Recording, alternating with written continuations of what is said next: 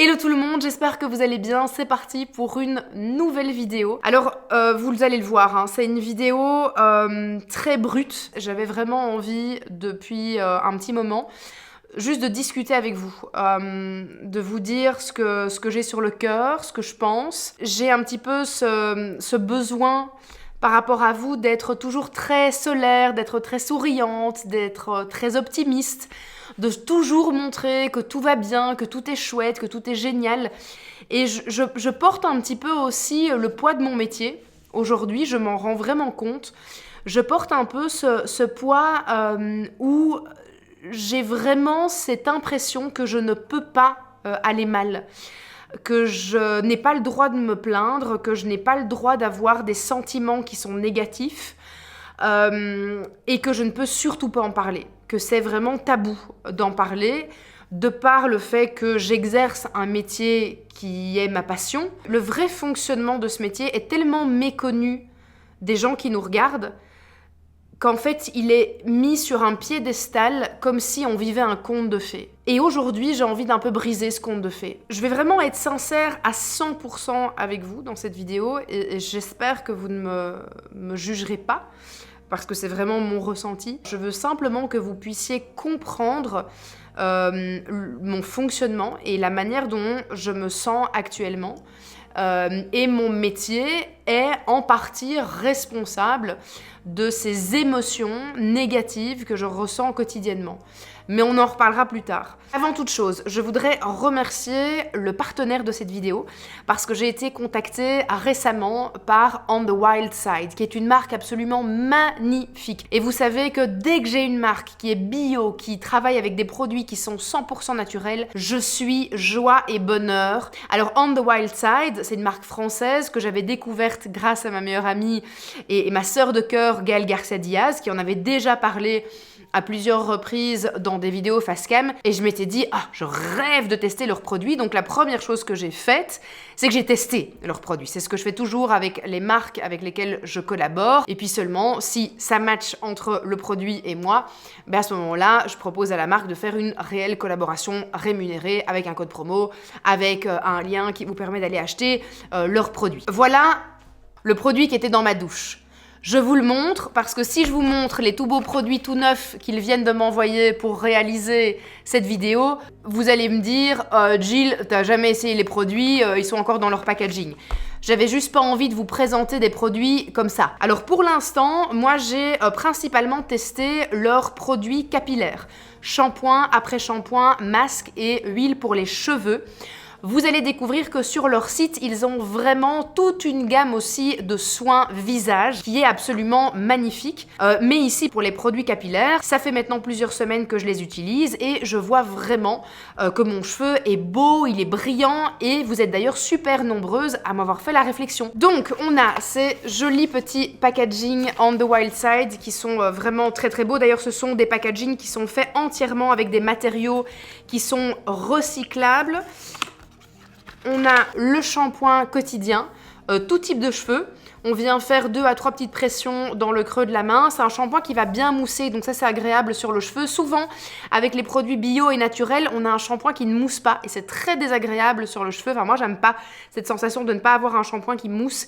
Ici c'est le cas et donc ça c'est vraiment très très chouette. Alors on est à chaque fois sur des formules qui sont bio, qui sont à 100% d'origine naturelle. Vous ne trouverez pas d'ingrédients qui sont issus de la pétrochimie avec cette marque. Les produits, ils sont fabriqués avec des plantes sauvages. Donc ce sont des plantes qui sont directement cueillies dans la nature. Alors, on va aller les chercher dans leur habitat naturel, mais en faisant extrêmement attention, parce qu'il y a énormément de belles valeurs avec cette marque, et vous le verrez si vous allez chercher un petit peu plus loin sur le site, parce que je ne peux pas tout vous expliquer aujourd'hui. On va vraiment aller respecter la nature, on va aller respecter leur cycle, on va faire attention de ne pas abîmer la nature, etc. Donc ça, c'est vraiment super de la part de la marque. Ce sont des produits qui ne contiennent pas de sulfate, on n'a pas de parabènes et il n'y a pas de silicone. C'est une formule, on peut le dire, qui est vraiment ultra clean. Donc on a le shampoing. Alors il y a une gamme aussi qui est adaptée aux cheveux avec une texture. Ma fille Bella a déjà eu l'occasion de tester les produits. Et pour ces cheveux qui ont quand même un besoin plus important de confort et d'hydratation, on va vraiment retrouver ça dans la gamme spécifique pour cette texture de cheveux là. On a donc l'après-shampoing quotidien. On va le laisser poser tout simplement 2 minutes et puis on va rincer. On peut utiliser également ensuite le masque soin cheveux. Et c'est ça que je vous montrais. Donc voilà quand il est tout beau, tout neuf. Et voilà quand vous l'avez, comme moi, utilisé à maintes et maintes reprises. Donc ça, c'est le masque. Alors comme je collabore avec la marque, j'ai bien évidemment un code promo pour vous. Le code Jill qui vous permet d'avoir 20% sur le site, sur le e-shop de On the Wild Side, mais également sur le site de Sephora. Et ça, c'est très cool parce que je sais que certaines personnes ont leurs petites habitudes et leur site préféré pour aller faire leurs achats de produits de soins. Eh bien, sachez que mon code, il est valable aussi sur le site de Sephora pour la marque, évidemment, uniquement de On the Wild Side. Je vais vous mettre les 2 liens dans la description de cette vidéo. Comme ça, libre à vous d'aller regarder où vous préférez choper vos produits. En tout cas, vous avez 20% avec le code Jill, donc n'hésitez pas à en profiter. Bon, revenons-en à nos moutons. On discutait un petit peu de mes ressentis. Alors, peut-être que certains n'en ont strictement rien à faire et ça n'est pas grave. C'est important pour moi aussi que vous sachiez que tout n'est pas rose tout le temps, en fait, dans mon quotidien. Et je pense que c'est comme ça dans le quotidien de nombreuses autres créatrices de contenu et dans le quotidien de tout le monde, en fait. Il y a quelques temps, je vous avais proposé de me poser des questions sur Instagram. Et il y a une question récurrente qui est vraiment revenue à de nombreuses reprises, c'est « Coucou Jill, je voulais juste savoir si tu es heureuse ». Et j'ai un petit peu vu ça comme un signe de l'univers qui me disait « Jill, il serait peut-être temps de faire une vidéo pour un peu expliquer tout ce que tu ressens ». Parce que cette question, elle revient un peu trop souvent là. C'est bizarre qu'il y ait autant de gens qui te demandent es-tu heureuse? C'est une question qui est quand même très vaste et très deep. Elle est profonde cette question. Elle porte à réflexion. Et donc je me suis dit, je vais expliquer un petit peu comment je me sens depuis plusieurs mois. Alors très clairement, je suis heureuse. J'ai aujourd'hui un cadre de vie, une famille, des amis. Tout se passe merveilleusement bien dans ma vie. Je n'ai aucune raison de me plaindre. Et pourtant, aujourd'hui, je suis dans une lutte constante. Mais vraiment constante. C'est une lutte quotidienne. Je ressens un épuisement émotionnel comme je ne l'ai jamais ressenti avant. Si ma mère était à côté de moi en ce moment, elle vous dirait « Jill a trop tiré sur la corde. Jill est quelqu'un qui ne s'arrête jamais. Jill est quelqu'un dont le cerveau ne s'arrête jamais. Et Jill est quelqu'un qui ne prend jamais de temps pour elle. Et même quand je prends un moment pour moi, mon cerveau est toujours préoccupé par les autres ou par autre chose. Mon cerveau est préoccupé principalement par le bien-être de ma famille, de mes enfants, de mon conjoint, à faire en sorte que tout le monde soit heureux et se sente bien, à faire en sorte de construire un patrimoine financier pour aider mes enfants quand ils seront plus grands et à ne pas laisser mes enfants sans rien dans un monde où il est de plus en plus compliqué de construire sa vie. Et je suis certaine que vous êtes très nombreux derrière votre écran à vous dire moi je rêve de pouvoir investir dans l'immobilier, d'acheter mon premier appartement ou ma première maison. Et aujourd'hui, avec les taux en banque, avec les demandes de plus en plus démentielles des banques, d'avoir un patrimoine propre et d'avoir déjà de l'argent de côté, il est quasiment impossible pour des jeunes d'investir et d'avoir leur propre bien immobilier. Et même pour des adultes, ça devient très compliqué.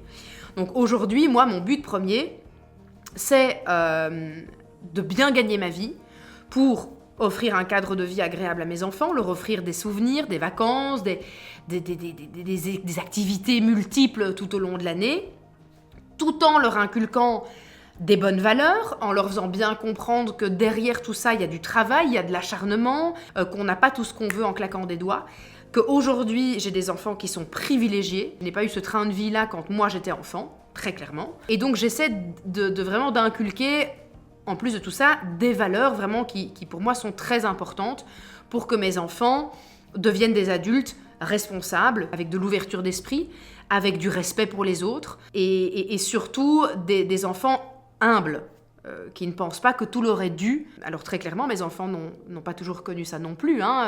Il faut savoir que moi, je suis rentrée vraiment dans ce milieu de la télévision, d'Internet. J'avais déjà 28 ans. Ma fille est née, j'avais 22 ans. J'étais enceinte à 21 ans. Et à ce moment-là, je n'avais pas le train de vie que j'ai aujourd'hui et je ne faisais pas du tout ce métier-là.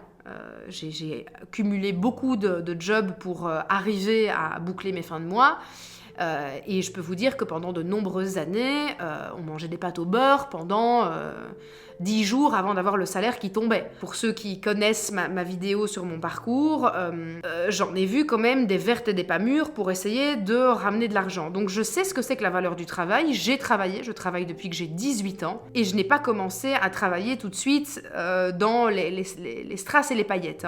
J'ai eu des boulots super classiques dans des bureaux, j'ai travaillé dans un centre commercial comme vendeuse pendant 5 ans, dans le milieu de la restauration. Les gars, j'ai bossé, je sais ce que c'est que d'avoir un boulot, un 38 voire un 40 heures semaine, je sais ce que c'est.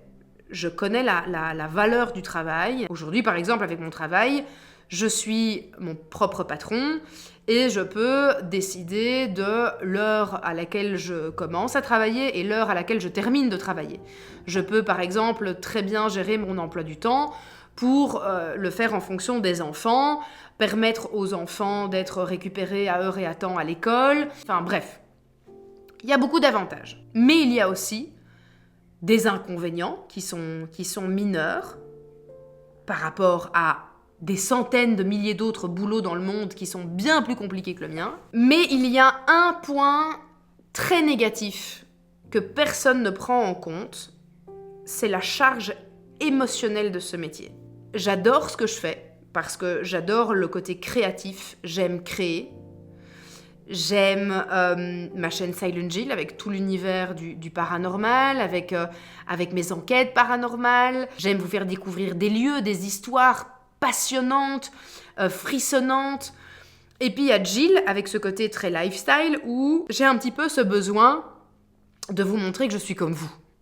Que je suis une maman avant tout de 4 enfants. Et vous savez, pour ceux qui ont des enfants, à quel point c'est quelque chose de formidable, à quel point ça vous apporte un amour qui est inconditionnel, mais à quel point c'est aussi épuisant émotionnellement parlant. Parce que il n'y a pas un seul jour où vous ne vous faites pas du souci pour vos enfants. Étant quelqu'un d'extrêmement angoissé, depuis toujours, je vis avec des pensées qui sont très sombres.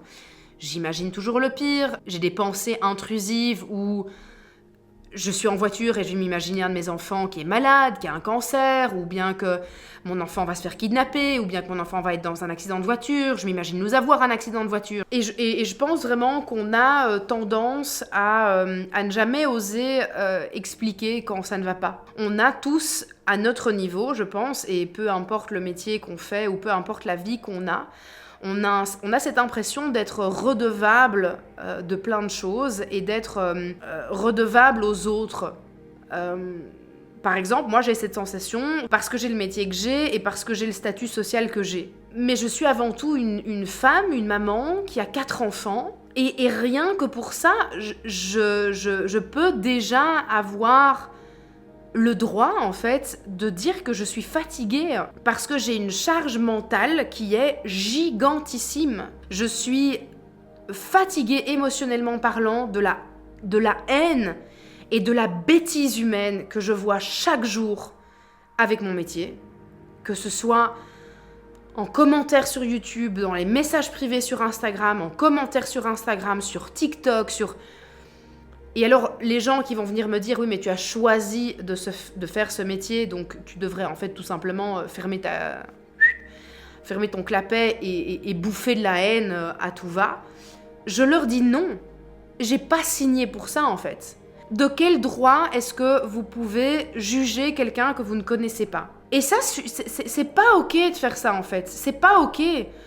Moi, je ne me permets pas de juger d'autres personnes, de juger leur santé mentale, de juger leur état de fatigue, de juger leurs besoins émotionnels, de par leur statut social ou de par leur métier. Je ne vous demande pas de payer mon contenu. Aujourd'hui, c'est la publicité et les placements de produits qui me permettent de vivre de mon métier. Je peux aujourd'hui vous offrir encore plus de contenu qu'avant. Et ce, toujours d'une manière qui est totalement gratuite.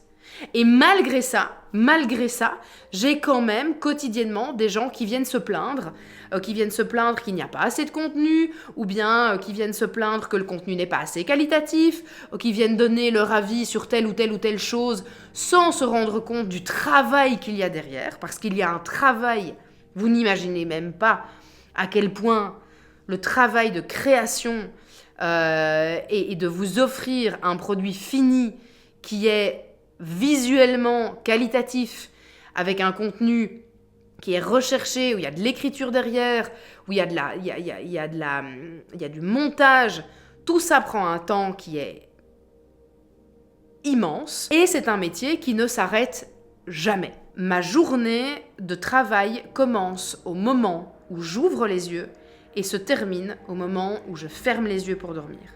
Depuis que je fais ce travail, je n'ai plus jamais eu un moment où j'ai été, mentalement parlant, déconnectée de mon travail. J'adore ce que je fais, vraiment. J'adore mon métier à un point, je vis de ma passion. C'est génial. Mais les gens et la méchanceté, la haine des gens, le fait que les gens, que beaucoup, alors pas tous, parce que vous êtes évidemment très nombreux, très nombreux, à être formidables, à être d'un soutien qui est génial, de soutenir les projets, de soutenir les vidéos. Et Dieu merci que vous êtes plus nombreux que les autres. Mais malgré ça, le cerveau humain est très mal foutu, fait en sorte qu'on retient les points négatifs et qu'on ne retient pas les points positifs. J'ai l'impression que les gens se sentent de plus en plus mal dans leur vie. Quand on regarde la presse, c'est anxiogène à crever. Tout notre quotidien est anxiogène. Dès qu'on allume la télé, c'est anxiogène. Enfin, et je comprends que les gens aujourd'hui sont... Tout coûte plus cher, on n'arrête pas de nous taper sur les doigts parce qu'on n'est pas assez écolo, parce qu'on n'est pas assez ceci, parce qu'on fait pas assez cela. Et vous vivez tous toutes ces choses. Vous vivez tous cette culpabilité de pas en faire assez. Vous vivez tous cette culpabilité de pas en faire assez pour votre famille, pour vos enfants, pour votre boulot, pour votre conjoint, pour la planète, pour tout. Aujourd'hui, on nous met dans la tête qu'on n'est jamais assez bien, que rien n'est assez bon, que rien n'est suffisant, et qu'on doit continuellement et toujours faire mieux, montrer l'exemple, être encore meilleur, et c'est épuisant. En fait, je pense que j'ai commencé à vivre avec cette part d'ombre quand j'ai fait ma première fausse couche. Je pense que ça a été un petit peu l'élément déclencheur. Et je pense que, en fait, à partir de ce moment-là, je ne me suis plus arrêtée. Je n'ai à aucun moment pris vraiment du temps pour guérir émotionnellement de ce que j'avais vécu, qui a été pour moi vraiment un événement traumatique. Et j'ai continué, et en fait, j'ai mis de côté à chaque fois toutes ces émotions négatives. Et puis j'ai fait cette seconde fausse couche, et j'ai continué à travailler, j'ai bossé vraiment comme une acharnée, et à nouveau, tous ces sentiments extrêmement négatifs que je pouvais ressentir, je les ai pris, je les ai mis dans un coin de ma tête, j'ai été les mettre dans un petit tiroir que j'ai fermé à double tour. Et puis je suis tombée enceinte de Charlie, et toute la période de ma grossesse a été exceptionnelle. En fait, c'est assez étrange, mais quand je suis enceinte, je crois que, hormonalement parlant, je suis au top du top. C'est-à-dire que je me sens vraiment heureuse, accomplie, je me sens bien, j'ai énormément d'énergie. C'est pour moi, vraiment, là, j'ai énormément de chance là-dessus, parce que je sais qu'il y a beaucoup de femmes qui vivent très mal leur grossesse et ça doit vraiment être très pénible. Charlie est né, j'ai pris 30 jours pour moi, et encore... Mes 30 jours de mois d'or où je ne devais strictement absolument rien faire se sont avérés être des moments où je répondais quand même aux mails, je répondais quand même aux messages que les agences continuaient à m'envoyer. J'ai quand même fait des collaborations, j'ai quand même fait des stories, j'ai quand même fait des vlogs, j'ai fait des machins. Et au final, ce mois où je ne devais rien faire n'a pas été un mois où je ne faisais absolument rien. Je parle du point de vue travail, parce que du point de vue vraiment de la maison, j'ai eu une aide exceptionnelle avec Simon, avec les enfants, avec ma belle-mère, avec ma maman, avec la sœur de Simon qui est venue m'aider. Tout le monde était aux petits soins pour moi dans le cercle familial et dans le cercle des amis. Mais dans le travail, ça ne s'est pas arrêté. Ça ne s'est arrêté à aucun moment. Et 30 jours pile poil après mon accouchement, je reprenais full time. En fait, il y a beaucoup de gens qui pensent que de travailler principalement de la maison nous donne en fait qu'on fout rien de nos journées. Et d'ailleurs, il y a énormément de gens qui aujourd'hui pensent encore qu'avec mon métier, je ne branle rien de mes journées. Hein. J'ai apparemment cette chance extraordinaire de passer ma journée dans le fauteuil à regarder des séries et à pondre du contenu comme ça, comme une poule pond un œuf. Un œuf en or en plus, hein, c'est exceptionnel. Et je ne branle rien, je ne fais rien, je ne m'occupe pas de mes enfants, je ne m'occupe pas de mon quotidien, je ne m'occupe pas de ma maison, je ne m'occupe de rien. Je me la coule douce et je suis en vacances 365 jours par an. Non, c'est pas comme ça que ça fonctionne. Il faut arrêter de croire que c'est la vie qu'on mène, parce que ce n'est pas le cas. Alors, peut-être que vous avez des très mauvais exemples avec d'autres personnes qui vivent dans d'autres pays et qui ont un train de vie qui n'est absolument pas le même que le mien, mais en tout cas, je n'ai pas cette vie-là. Vraiment, je ne vis pas cette vie-là, et nous ne sommes pas dans le même monde, nous ne sommes pas sur la même planète. Je n'ai pas un mari multimillionnaire qui subvient aux besoins de la famille et qui fait en sorte que je ne doive pas travailler. Ça n'est pas le cas. Dans les questions que vous m'aviez posées, vous m'aviez aussi demandé si la vie de famille recomposée était compliquée. Alors, chez nous, on fait vraiment en sorte de permettre aux enfants de grandir dans un cadre qui est le plus sain possible et le plus bienveillant possible pour qu'ils aient un bon exemple. Et si eux aussi un jour étaient amenés à avoir des enfants et puis à se séparer de leur conjoint, j'aimerais que ça se fasse de la manière la plus bienveillante possible pour le bien-être des enfants. Est-ce que la situation est pour autant facile ? Non, elle ne l'est pas. Nous avons nos différends, nous avons chacun une manière de penser et une manière d'éduquer les enfants qui parfois est différente entre mon ex-mari et moi-même. Je suis parfois moins intransigeante sur certaines choses que lui, et lui parfois plus intransigeant que moi sur d'autres. On doit pouvoir concilier tout ça, et ça n'est pas quelque chose de facile. Éduquer des enfants, que vous soyez marié ou divorcé, ça n'est pas quelque chose de facile. L'important, pour moi, est de savoir mettre de l'eau dans son vin. Ça n'est pas toujours facile de réagir sans se disputer. Il m'arrive encore très régulièrement de m'engueuler, et parfois méchamment, avec mon ex-mari. Ça n'est pas pour rien non plus qu'on s'est séparés. Ça, il faut bien s'en rendre compte. Et c'est vrai que quand je fais par exemple mes épisodes à nous 6, mes petits vlogs et tout ça, moi ce que j'ai envie de vous montrer, c'est les points positifs, le côté positif. J'ai envie de vous faire sourire, j'ai envie de vous faire rire, j'ai envie de vous faire rêver, j'ai envie de vous sortir d'un quotidien qui peut parfois être morose, qui est anxiogène à l'heure actuelle. Comme tout le monde, comme dans la vie de n'importe quel être humain, j'ai des moments qui sont moins sympas que d'autres.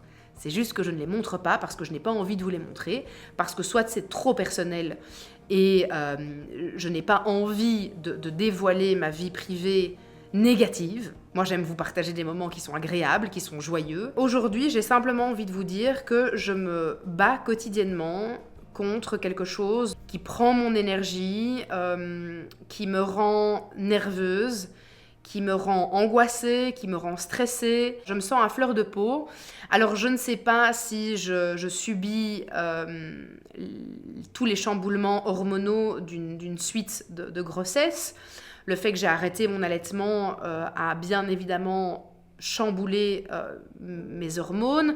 Et finalement, l'arrêt de mon allaitement n'est pas bien loin.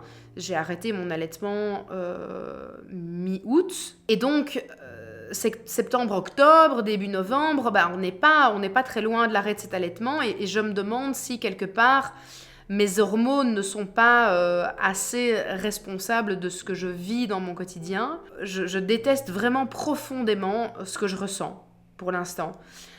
Parce que je me dis, mais Jill, mais regarde un peu autour de toi, quoi. Ouvre les yeux, regarde ce que tu as, regarde ce que tu as accompli, regarde tout ce que tu fais, regarde la famille extraordinaire que tu as, regarde les amis extraordinaires que tu as, regarde le conjoint formidable que tu as devant toi. Mais comment est-ce que tu peux être de mauvaise humeur? Comment est-ce que tu peux être aigri? Comment est-ce que tu peux être à bout de nerfs? Comment est-ce que tu peux pleurer pour la moindre petite chose futile? Comment est-ce que tu oses? C'est vraiment ça que je ressens. Je me bats vraiment contre ce truc de... Mais comment est-ce que tu oses te sentir comme ça? Est-ce que tu réalises un petit peu la chance que tu as? Est-ce que tu vois un peu où tu es? Est-ce que tu as entre les mains et d'où tu viens? Retourne un peu quelques années en arrière, Jill, pour voir là où tu étais, ce que tu vivais, comment tu faisais pour gagner ta vie, pour nourrir ta famille, les métiers que tu devais faire. Regarde un peu en arrière. T'étais pas comme ça aigri, t'étais pas comme ça frustré, t'étais pas comme ça de mauvaise humeur, t'étais pas comme ça épuisé émotionnellement. Alors qu'est-ce qui fait qu'aujourd'hui, quand j'ai vraiment tout ce bonheur autour de moi, et cette chance inouïe, pourquoi est-ce que je ressens ce genre de sentiment? C'est une question existentielle que je me pose tous les jours. Parce que vraiment, je vous l'assure, je déteste ce que je ressens au fond de moi. Et je me bats constamment pour ne pas avoir ces sensations-là. En plus, mon TDA me fait vraiment énormément souffrir pour l'instant, donc j'ai un trouble de l'attention qui est très pénible, et je pense que ma fatigue émotionnelle, forcément, elle vient amplifier mon TDA, donc ce trouble de l'attention. J'ai pris rendez-vous, d'ailleurs c'est la semaine prochaine, j'ai pris rendez-vous dans une clinique spécialisée à Bruxelles pour aller refaire des tests chez un neuropsy et pour voir un petit peu ce qui se passe, quoi, et pourquoi est-ce que je suis... pourquoi est-ce que mon cerveau est partout et n'arrive pas à s'arrêter, n'arrive pas à se concentrer, n'arrive pas à s'organiser. Encore aujourd'hui, je me lève le matin en me disant je fais mon planning, je sais ce que j'ai à faire, je sais tout ce que je dois faire, et en fait je démarre ma journée beaucoup plus tard que prévu parce que j'ai voulu ranger ça, puis j'ai voulu trier ça, puis après j'ai voulu faire du linge, puis mais je veux aussi... mais je vais ranger la déco d'Halloween. Mais non, Jill, t'as d'autres trucs plus importants à faire. Et en fait, je me retrouve à devoir tout faire dans l'urgence, dans un laps de temps qui est très court, avant que les enfants ne rentrent de l'école. Et tout est tout le temps fait dans l'urgence absolue, parce que je suis pas claire et carrée dans ma tête, quoi. Voilà, c'est vraiment une période qui est pas facile, et je trouve que tout le contexte actuel, le contexte social, le contexte économique, j'ai un peu l'impression que tout s'écroule et que... je me demande un peu où on va, je me demande vers quoi on va, vers quel futur, ce qu'on laisse à nos enfants, comment va être le monde d'ici 20 ans, qu'est-ce qui va rester de ce monde. Quand je vois toutes les guerres actuelles, quand je vois toute la misère dans le monde, quand je vois la méchanceté, la bêtise, quand je vois la bêtise humaine, ça me sidère. Je me dis, mais vraiment, mais où allons-nous, quoi? J'ai l'impression qu'il n'y a plus rien qui plaît à personne, que les gens sont blasés de tout, les gens ont tellement... Tout est tellement servi comme ça, on est tellement noyé de contenu, noyé de trucs, de plateformes. Il n'y a plus ce truc d'être content, d'attendre un épisode qui arrive, on veut tout de suite. On a l'impression que tout nous est dû, qu'on n'a pas internet pendant 5 minutes, on pète un câble. Je suis un peu... Je perds un peu de mon optimisme légendaire pour l'instant, et voilà, je sais pas si c'est un tout, je sais pas si c'est hormonal, si c'est les suites de l'accouchement, de l'allaitement, si c'est un peu une sorte de baby blues tardif. Est-ce que j'ai trop tiré sur la corde dans des moments où je devais prendre un peu plus soin de moi et prendre du temps pour moi? Je ne sais pas. Aujourd'hui, ce que je sais, c'est que j'ai pas du tout envie d'arrêter. J'ai envie de continuer à vous faire rêver. J'ai envie de continuer de vous inspirer, j'ai envie de vous parler aussi de manière totalement simple comme on le fait aujourd'hui. Et voilà, je vais continuer à faire ce que j'aime faire et j'espère qu'avec avec le temps, avec les semaines, avec les mois qui vont passer, je vais pouvoir trouver des moyens pour me sentir mieux dans ma tête, me sentir mieux dans ma peau, me sentir mieux dans mon corps. Merci de m'avoir écouté. On se retrouve bien évidemment très vite pour plein de belles nouvelles aventures. On se retrouve d'ailleurs ce soir, que dis-je? On se retrouve ce soir pour une enquête paranormale incroyable. Ça a été, je pense, une de mes enquêtes les plus terrifiantes, avec comme invité Maxence, qui est un humain formidable. Donc n'hésitez pas à aller regarder la vidéo ce soir sur ma chaîne Silent Jill. Et on se retrouve, bien évidemment, la semaine prochaine pour de nouvelles aventures. N'hésitez pas à me dire en commentaire qu'est-ce qui vous a aidé dans des moments de coups de mou comme ça. Qu'est-ce qui vous a permis de vous en sortir si vous avez des trucs et astuces, je suis preneuse. Je vous partagerai et je vous raconterai un petit peu ce parcours avec cette clinique pour essayer de voir comment est-ce qu'on peut m'aider aujourd'hui avec ce trouble de l'attention, parce que je pense que ça va aider vraiment beaucoup de femmes qui se sentent désemparées dans leur quotidien et qui se sentent acculées par leur quotidien. Parce que c'est un petit peu ce que je vis, aujourd'hui. Et donc je pense que ça pourrait vraiment aider pas mal de monde. Donc je reviendrai pour vous donner des conseils et des astuces par rapport à tout ça. Prenez bien soin de vous, mais prenez soin aussi des autres. Soyez s'il vous plaît bienveillants dans l'espace commentaire. N'oubliez jamais que quand vous laissez un commentaire, il y a une personne humaine qui lit ce commentaire, qui a tout comme vous des sentiments, un cœur, un cerveau. Vous avez un impact quand vous laissez un commentaire. Alors relisez-vous plusieurs fois avant de cliquer sur envoyer. Si vous avez envie d'avoir les 20% avec mon code Jill, n'oubliez pas que vous pouvez aller chercher vos produits sur le e-shop On The Wild Side ou bien sur le shop de Sephora. Donc n'hésitez pas, je vous mets évidemment tout ça dans la description. Bisous bisous.